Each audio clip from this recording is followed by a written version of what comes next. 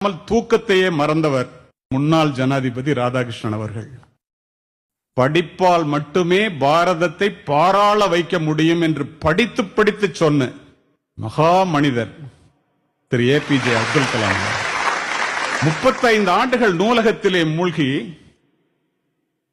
மூலதனம் என்னும் வேதாந்தத்தை கண்டுபிடித்தான். இன்று வரை கம்யூனிஸ்டுகளுடைய பைபிளாக போற்றப்படுகிறது கார்ல் மார்க்ஸ். இதையெல்லாம் நான் எதற்காக சொல்லுகின்றேன் என்றால், படிப்பு ஒரு மனிதனை எந்த அளவிற்கு உயர்த்தும் என்பதை ஆசிரியர்கள் உணர வேண்டும். பிக்காசோவினுடைய ஓவியத்தை விட, பீத்தோவனினுடைய இசையை விட, ஹியூகோவினுடைய ஒரு வாக்கியம், கதையினுடைய ஒரு கடைச்சொல், கம்பனினுடைய ஒரு செய்யுள், பாரதியினுடைய ஒரு பாட்டு, என் கண்ணதாசனினுடைய ஒரு வரி நம்முடைய வாழ்க்கையே புரட்டி போட்டது. அதற்காக படிக்கிறது.